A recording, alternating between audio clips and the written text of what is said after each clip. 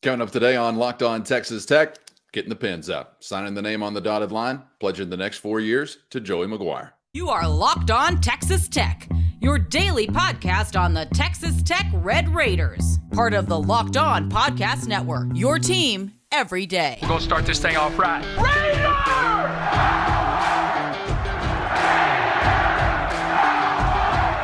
Everything runs through Lubbock.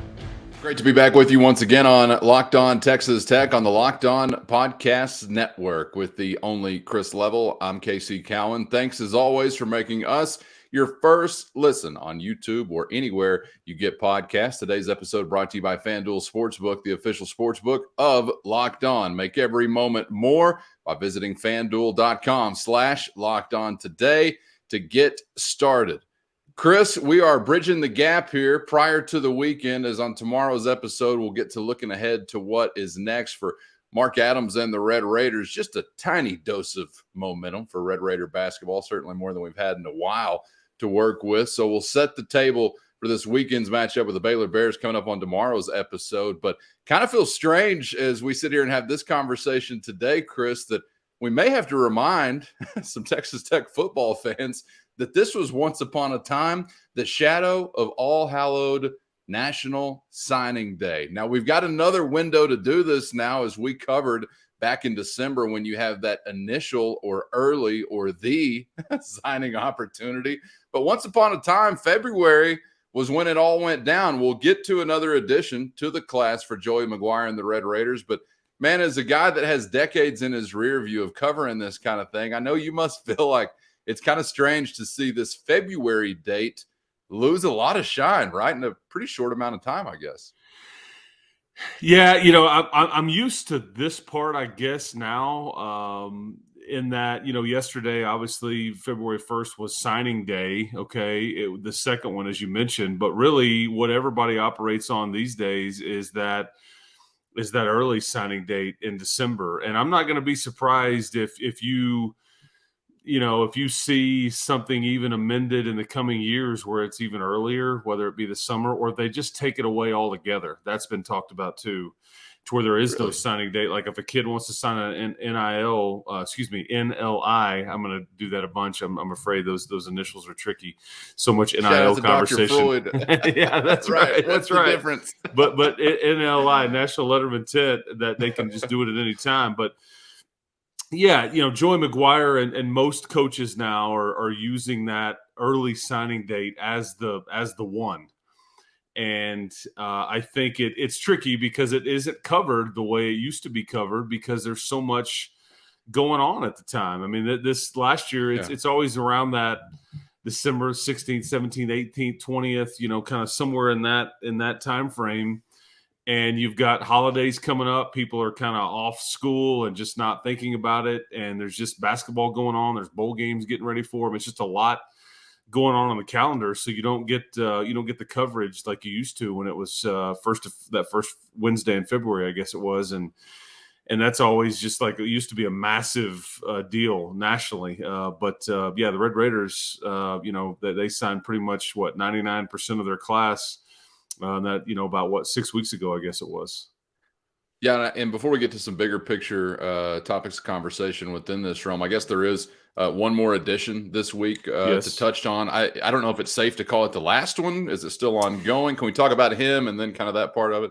Yeah, I think so. I think because I think that I bet you if you would have, Joey may have even have said this, hey, are you going to sign anybody in the late period? I think the answer was like either no or leaning heavily toward no. But so I don't think you'll see anybody else added. And the reason is that it's just limited spots. I don't know what has happened roster-wise that has allowed them to gain another spot because the way the rule currently is, and again, this is another rule that could be amended as well, but you're only allowed 25 initials. So on August the 1st, I guess it is, you can only have 25 initial new players. Now, you can count guys backwards and count guys ahead of time if they're paying their own way. I mean, there's all kinds of gray shirt, blue shirt, red shirt, all that business. That sounds like a coach's sobriety test right there. Yeah. Roster backwards. it'll give you a headache. And at some point, you're just like, I don't even know who's on the team. Right. I mean, I don't even know. But so it comes down to, you can only sign so many is really the general premise. But the Red Raiders do sign one more defensive lineman. He's about 6'2", 300, Tredarius Brown out of Natchitoches, Louisiana, home of the world famous meat pie. I will say that. And then really the last two. Wait, is that his nickname or is that a different thing? No, that's just Natchitoches, Louisiana, where he's from. That's where they make meat pies. That's where they originated. So I'm not familiar. Yeah. It's like a fried pie with this gravied meat inside, but that's where they make them, is Natchitoches, Louisiana. And if you look at the way Natchitoches is spelled, you wouldn't think that you're calling it Natchitoches. It looks like Natchitoches or something, but not to be mistaken by Nacogdoches, Texas, because this is Natchitoches, Louisiana. So now anyway. That sounds very close to a gordita possibly as well. So we may need to confer on this maybe after the show. Maybe just get a bite to eat. But hey, that's not the only Louisiana guy on the list this year, is it? I think because the last high school edition that was added to this recruiting class was Justin Horn out of Louisiana. So they've really gone to, I think that's why years ago the Red Raiders really started to recruit, and different coaches have different philosophies. And Joey's obviously heavy into the Texas high schools, obviously. But I think that Matt Wells' staff really did a good job with the state of Oklahoma. And you can look at your team now and like Rabbit. There's several on your team that are from Oklahoma. And I think though that Joey's staff is really kind of tapped into Louisiana with some different connections and relationships and things like that, because the thought is we're gonna be able to recruit the state of Texas and be in the Metroplex and in Houston and all parts in between, but LSU in the state of Louisiana can only take so many. You go to Oklahoma and Oklahoma State can only take so many. There's really good football played in both states at the high school level, but this is another defensive player out of the state of Louisiana. But Tredarius Brown, and he's an interesting situation because I think he was committed and he's been committed for a while, but then he doesn't sign, in the early period. And I think there was some thought, okay, are they going to sign him? I think there were some things that needed to be done on his end to, I don't know if the right word is qualify, or for the Tech staff to feel comfortable about going ahead and adding him. And maybe it was we need to wait and see if a spot opens up and then we can go ahead and add you. I don't really know the dynamics there, but they do because something changed, obviously. And I don't think the original plan was to actually sign him. And now they've done that, and they decided that within the last week or so as they've stayed in contact with him. But again, 6'2", 300, I should say. Excuse me. That would be a small defensive lineman if he was 200. But two-sport athlete, another guy that – and again, I love that they are loading up on big people, because that's just Joey's philosophy is you win in the trenches, and he's wanting to go get these defensive linemen that you can develop like you've done with offensive linemen and so many. And because of guys like Tony Bradford and Jalen Hutchings and things like that coming back, it allows for guys like Tredarius Brown to be able to take it slow and develop. You don't press them into duty right away. I mean, Joseph Adedire was a unique situation in that he stepped right in and played right away as a true freshman last year. Have no concept yet of who may be asked to play early out of this recruiting class. We may get to see some of that in the spring, as a lot of them are here early. Off the top of my head, I can't remember all the names, but yeah, they do add one more, and he's a big kid. Chris, there's no doubt that the recruiting momentum has changed for Texas Tech football. You had some big misses, some very lean years under Cliff Kingsbury and Matt Wells. There's no question about it.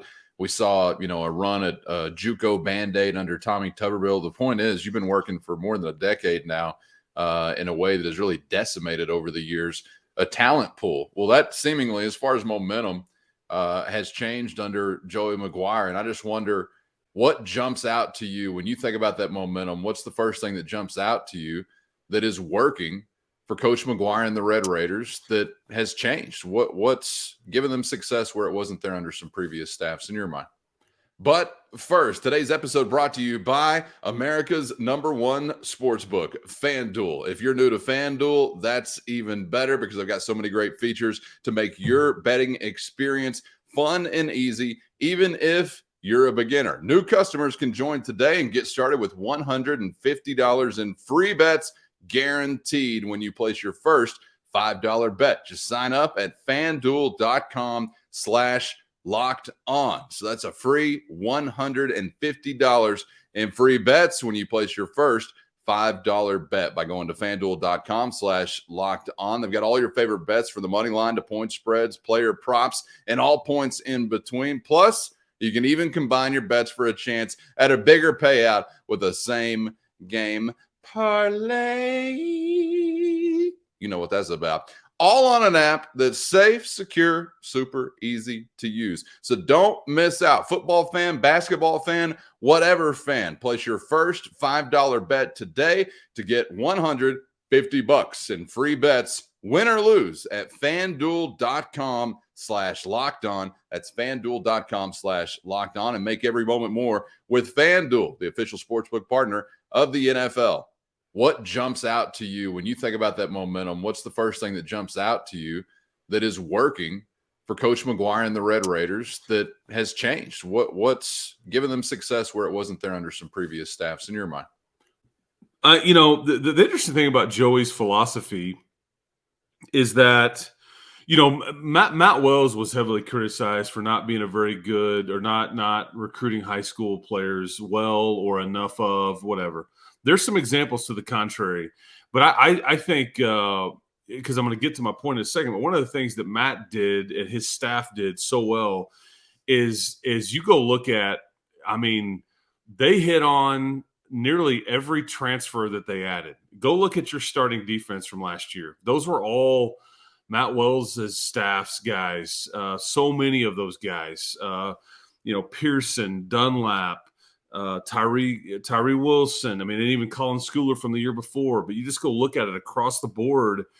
It was really impressive what they added via the portal, and it made you really old. And so my concern with Joey, I'll circle back now. My concern with Joey, my curiosity with Joey's philosophy was, okay, his identity is definitely, recruiting the high schools. That's where all the relationships are and all that. If you do that in bulk, more often than not, most of those kids are a year, 2, sometimes 3 years away from actually being able to help you on a Saturday afternoon. Not full stop, but for the most part. And so I found it interesting that, okay, so if you go mostly all high school, it's not going to help you win right now. Now he's brand new here with his tenure and now he's got a contract extension. So he's got some time to develop and all that. They decided to sprinkle in, though. That's what I was glad to see. They added the Rusty Stotts. They added the Dre McCrays, the Quincy Ledet. There's several of them that they've, from the portal, Steve Linton, CJ Baskerville, and on. There's a handful of portal guys that they've added. So they've tried to find a happy medium. However, it clearly slants toward taking the bulk of your class with your available scholarships is like high school. Because you could look around the country and there's a lot of coaches that have said, no, I'm going to go, 80% portal, and we'll get a few high school guys in here. But here's the reason I think Joey's doing this is that you can't recruit culture, and people use that word and throw it around a lot. And I think that what Joey has decided is there has to be a bulk of kids that stay here and grow together, that understand the way we want to do it, and we've got to mold them and develop them, and we can sprinkle in guys, and then those new guys can learn the culture. But we can't ask an entire group to say, okay, we don't really have much culture. So, because I think in some ways that's what basketball and Mark Adams' team is dealing with right now. There's really nobody other than O'Banner and Bacho and KJ Allen that were there last year to really understand what it's supposed to look like, how we want it to look, what we stand for, all that stuff. But I think Coach McGuire is really trying to, grow it and mold it, because culture still wins, especially so in college football. I think that you have to build a program. You can't necessarily build a team like you do on the basketball side. You've got to have homegrown, developed. And I think too, they can go get really good players at the high school level. That's where their strength is going to be because of relationships and evaluations, and James Blanchard and all of his staff, Brian Nance and all those guys. So I think that's a mesh. I just was glad to see they are willing to sprinkle in some old guys too and fix a problem on the depth chart, or if they do lose somebody, they can go at it. Because I think the way he views it, and he said this to me before, from the older part of the roster, it's kind of one in, one out. Like, for example, Philip Liddy, he's replaced by Quincy Ledet. I think Trey Cleveland, he's replaced by Dre McCray. And on it goes. Like, Weston Wright's going to leave, even though he's got a year left. Rusty Stotts is going to replace him. So it's kind of one departs, one enters from that standpoint, and then we still get the bulk of our high school class. So I hope I answered your question the right way. Yeah. No, I think I'm really – I mean, as I compare it to some previous regimes that were not all that successful. And, I kind of leave, or should leave, I guess, maybe the Tuberville part of it out of the equation, because there were some different things that I think Tuberville had as motivating factors in the way that he was trying to put teams together. And I would also say there was talent that he got to campus. I mean, so you can't really say actually NFL talent.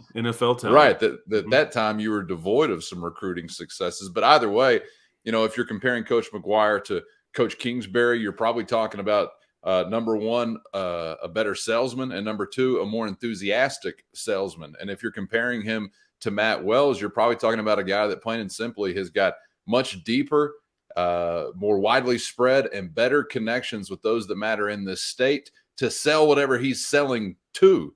So there are things that are happening clearly that were not happening previously that have resulted in, for whatever recruiting rankings and projections are worth to you, maybe something, maybe nothing, but it's resulted in some shiny objects as far as the way people are talking about these groups that Coach McGuire's putting together. And any way you slice it, that's exciting. And believe me, I'm as jaded as any Tech fan whenever it comes to getting excited over, recruiting rankings and things like that. I want to see them come out of the tunnel, and then I'll figure out whether or not I'm really excited about them.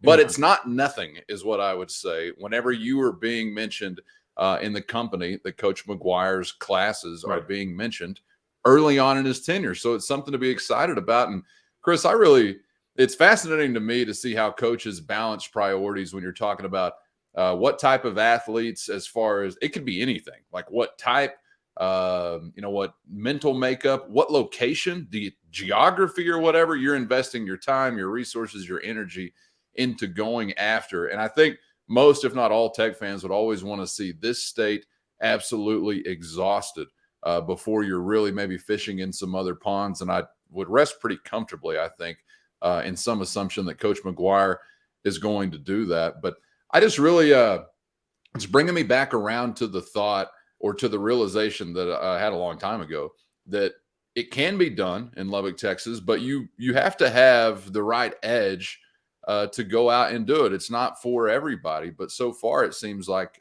maybe it's been something that Coach McGuire has been up for, right? I know we're so early on, but you can't ignore what's happened so far. Yeah, and they'll be the first one to tell you they're not perfect. I mean, I go back to last year's class. They took a chance on a kid out of Alabama, and he's no longer on the roster.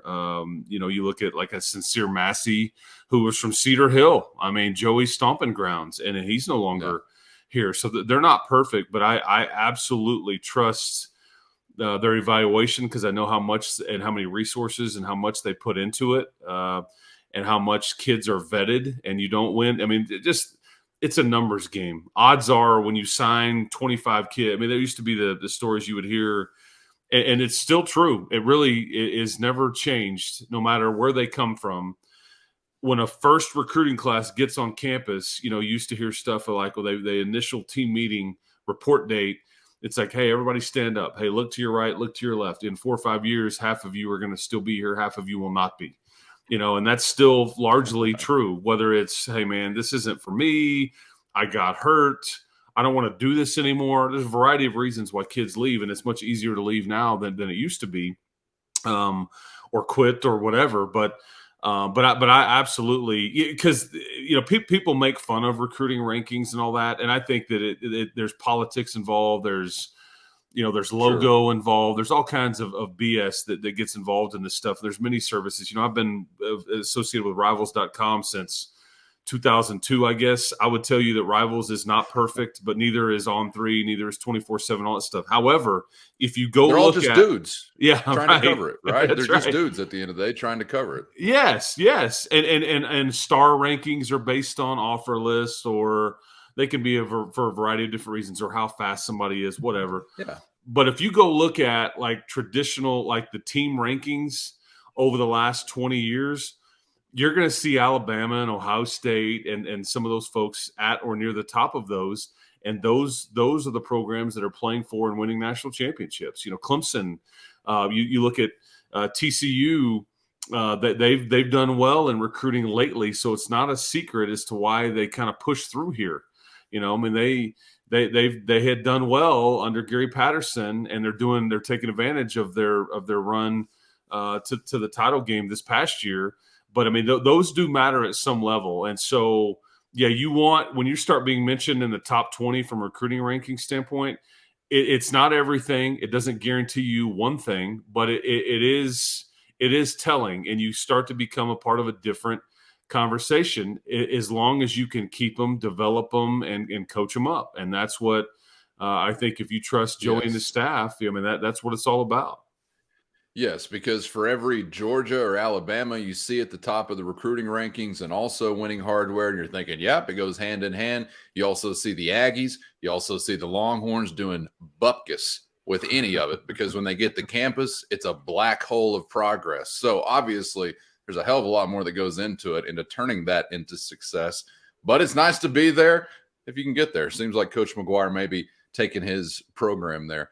Chris, a couple more questions to wrap it up. I wonder, we've heard so much about, hey, we're signing the fastest class in the country. We want speed, we want speed, we want speed, and we want speed on top of speed.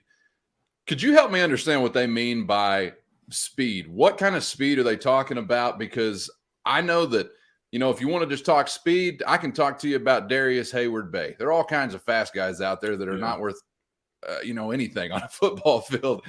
What does that mean? Because I know they're going after it, and I know by those metrics they're landing plenty of it. But what does it actually mean, you think, whenever we see it translate to football? What does that mean? Because I know they're going after it, and I know by those metrics they're landing plenty of it. But what does it actually mean, you think, whenever we see it translate to football?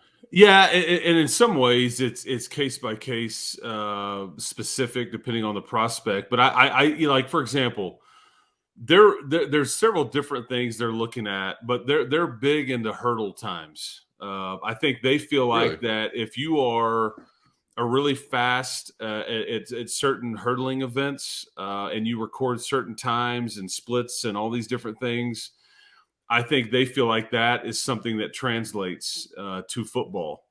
Interesting. It's funny too, because they won't really recruit people that aren't multi-sport athletes either. I think that's worth mentioning to you. Like, they're big on, if you can dunk a basketball, is something simple as that. But as far as the speed goes, I know they look at certified track times. They look at track meet stuff. But hurdles is a big component there, because it's Wait. Are you talking on a 10-foot rim? Yes. Oh, damn. I thought I was about to get a call from Joey McGuire, because I was a multi-sport athlete. I was talking like, to a is that 110 high hurdle man. Yeah. You're talking 110 high hurdle man. And if he was talking dunk on an 8-foot goal, I'm the next Red Raider that's getting a call from his coaching staff. Did you ever run a hurdle race, Chris? It was hell on earth. No, I want no part of it. The steeplechase, hurdlers, if I'm running and jumping, I'm out on that deal. Yeah, you got to jump over the little pond. And I got to give a shout out to my guy, Clayton Swan, 8th grade 110 high hurdle race. Me and him were both in it. We both fall on the first hurdle. And so, of course, we're last and second to last, but I was second to last. I wasn't last. We both come across the finish line bleeding. Maybe he was in tears. I don't know, but I wasn't last. Why was I in the hurdles? Who thought that'd be a good idea? Anyway, I'm sorry to drive you off of your point. I just want some clarification there. No, and again, why I can't exactly. I mean, it has to do with explosion and just athleticism in general. But that is something Coordination. Yeah, timing? absolutely. Yeah, And I it's see it. and it's not like I'm guessing that there's certain offensive linemen that you've signed that aren't like running the hurdle, Right. so it's not like a blanket. There's certain things that they look at, but it's Coach Blanchard and Coach Nance and that group, they really look at that stuff and study it, and again, they're not going to hit every time, but they've got certain criteria that it just jumps out. And I think they feel like based on some of their metrics that their class ranks at the top from the way we judge speed or athleticism or however you want to look at it. We've signed more prospects that check that box than anybody in the country. I don't, I can't pretend to tell you all the minutia that goes involved in a lot of that, but I just know that they look, and again, there's a variety of resources that you can look at. Some are hearsay, some is just film, but I think they look at, certified track times. They look at, something that's actually registered, that has been officially recorded by a laser time and all these different things. So, but that's what those guys get paid to do. And I think they feel very comfortable in saying that, and they've said it repeatedly, fastest class. And they knew, I mean, if you watch the team this year, we talked about it all season. They desperately needed to get faster across the board. I think it is in some ways crazy how well the offense did when you look at just pure speed, and it really was non-existent. I think across the board, you didn't have really any receiver that could just get behind somebody. Maybe you had some guys that were quick, weren't necessarily fast. Your running backs certainly weren't running away from anybody. But I think that because that's why, prime example, that's why Cameron Valdez, he looked different to everybody. It's like, let's get this dude some more reps and hand him the ball a bit, because guess what? He's different than everybody because he's faster, and that's what I think you've got help on the way there. And I think they want to just think about how Joey and that Baylor staff recruited and developed whenever he was there under Matt Rule, because they put guys in the NFL, receivers, DBs, all the above. And it's the same set of criteria that they're looking at now at Texas Tech that he was a part of, which is why he brought the guy that kind of put that together in James Blanchard. So, and I think you'll start to see some of that, come into play rather quickly. This is exactly why Dre McCray was so, I think, attractive to them, because he's built like a slot receiver, but he's so fast. And I think he's going to be somebody that they feature right away just because of the speed component, whether it's inside, outside, whatever. We want more of that. Let's get more of that. And I think that they've tried to address it for sure. I don't mean to ask a stupid question. What do they mean by speed? But no, I get it. I know it. Because I know, and I think most fans, like a pass catcher. Oh, let's get a bunch of Jakeem Grants. Yeah, that's great. But there are different varieties of speed. Obviously, as you said at the very beginning of this, case by case, position by position, whatever you're looking for. So that is some of what I was looking for. I appreciate the answer, and shout out to all the hurdlers in the audience. If you thought those 110 highs were hell, you've never experienced something until you've been out there on that lonely corner saying Brownfield, Texas, 10:30 on a Thursday night, getting ready to run those 300 hurdles, and they make you start away from everyone. You feel like the loneliest man on earth, way out there. It's cold. There's tumbleweeds, Coke cans blowing across the track. I have no business in this race. Chris, I love track meets, man. They were so much fun until it was time to compete in the events. I hated that part. Organized chaos. It was a ball. Organized chaos. Yeah. It's like there's something going on. There's guns popping. I mean, events going on. People winning and losing all around you. It's like, I don't even know what's going on. I hope somebody's keeping track of this. And they are. Somebody's in charge. You don't even want to know what's happening in those tents, so don't even ask. But before we move on about the speed thing, though, is that, that, and I hate to keep using them as an example. It makes me want to throw my head in through a plate glass window. But what made TCU so different this year compared to everybody in the Big 12 for the most part was team speed.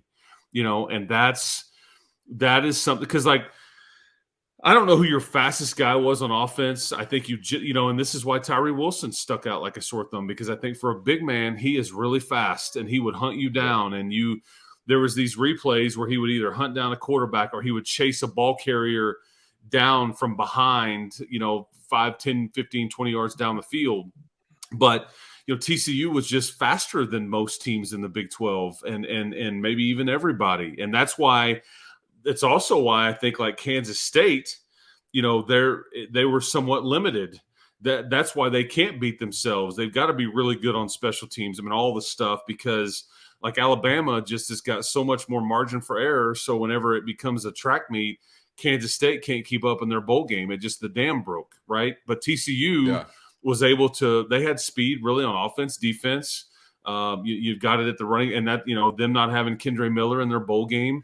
So I think you want a team that's just much faster, and I think that again that was really the main thing that they tried to go address in this class was the speed component. However you want to look at it, it was because it makes the game so much easier.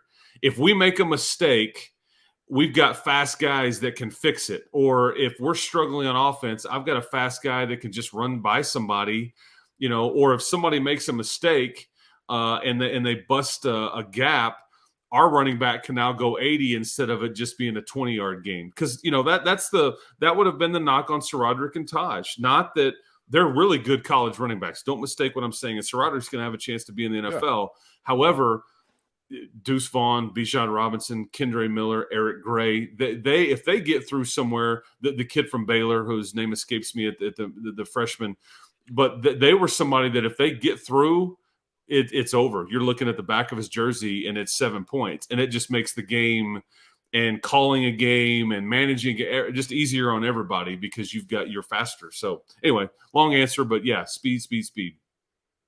One more before we get out of here, Chris. Is there a name that jumps out to you that you think they're really excited to have? Not that it has to be somebody that's playing immediately or anything like that, but just a big picture. Like, man, we are pumped to have this dude wearing our jersey potentially. Yeah, the two that I want to go to though, it's not going to answer your question, but I just think they changed their team, but they're not freshmen. These are the center, Rusty Stotts, and I think I've mentioned him, Dre McCray. I think if you want to talk just strictly high school guys. I think, a guy like John Curry, who I saw play in high school this year out of Lubbock, Coronado. I don't know if he'll play early, but he's 6'3"-ish. He was their punter. He reminded me of like a John Saldi. He's just a fast, active, twitchy, player that I think is somebody that was kind of an under-the-radar signee for them. He's a really good football player. And I think, his mom played for Marcia Sharp back in the day in Jolie Ayers. And so I just think he's got some good bloodlines. Oh, really? Yeah. So there's your one that's kind of off the radar a little bit. Yeah. I think a guy like I watched Caden Carr at Lubbock Cooper, and he's 320. I mean, when he's one of those early enrollees. When he steps in, he looks like he's already been in college. And those are few and far between, but you could just tell it's like measurables, it's size. That I'm talking about. But as far as guys I'm most excited about, it's all those guys from the portal that you added that I'm probably most excited about because they will, in fact, absolutely factor in right away. Yeah. I mean. Yeah, most immediately. You've got a much better chance there. Who knows when you're going to see who from the list, from the prep ranks. But, you mentioned some Lubbock guys there and seeing some other West Texas guy on the list as well. Always glad to have them and red and black, and hopefully someday making a name for themselves. Yeah, and the last thing I'll say to answer that question is I don't want to give you names per se because there's 3 or 4 of them, but if you're looking for a position from somebody from a high school standpoint that can play immediately next year, look at corner. That's where I would tell you that. Really? I think a corner, just because – look, you had a few departures out of the portal. You've still got your starters. You've got Rabbit, but Fry graduates. Reggie Pearson's gone. So there's not necessarily but I mean, I think that they will look and some of these corners are on campus this spring.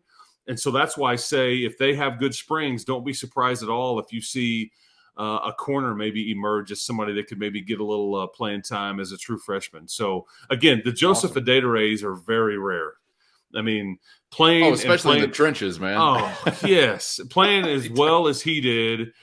And I think that's why Philip Bliddy is no longer here, because of a guy like Adedire. I mean, there's always these domino effects, but I think that somebody just comes in and, because you try to out recruit what is already here. That's a coach's job. So but a corner would be one a spot that I would look at that say has some chances to play early. Interesting, man. I appreciate the insights and perspectives. If you haven't checked it out before, check out all the great work that Chris and the gang do covering Texas Tech in general, but of course, Red Raider recruiting 24/7, 365 days a year at RedRaidersports.com. They're on the Rivals Network. 21 years? Did you say 2002? I started back in 2002. Wow. It used to be called RedRaiderExtreme.com way back before the internet was really the internet that we know now. And yeah, I mean, it's been a long time, man. Yeah. Yeah, you got time put in. You've seen them come and go. Yes. So you're the man that's got the perspective, certainly, on the ebbs and flows of college recruiting. Well, congratulations to all of those who are calling the shot to be Red Raiders, and some making plays sooner, some making plays later, but hopefully all at some point in time we get to know at Texas Tech. Hopefully you are back here with us. Coming up on the other side, we're going hard into the hoops zone, among other things, tomorrow as we're getting set for a nationally televised weekend appearance from Mark Adams and the Red Raiders. Could they make it 3 in a row? Well, it's going to be highly difficult as they're on the road from Waco to hook up with the Baylor Bears. We'll have plenty on that matchup coming up tomorrow. Hopefully after Locked On Texas Tech, which is your first listen each weekday, you're making Locked On College Basketball your second listen right here on the Locked On Podcast Network. Brand new podcast, but soon to become a valued member of your podcasting lineup, I'm sure. Check it out. It's your one-stop college hoops shop. That's Locked On College Basketball on the Locked On Podcast Network. Enjoyed it as always, Chris. We'll see you for the next one, man. Keep hope alive, people. Appreciate it. We'll see you tomorrow. You got it. Back at it again on YouTube or anywhere you get podcasts tomorrow. We'll see you then on Locked On Texas Tech.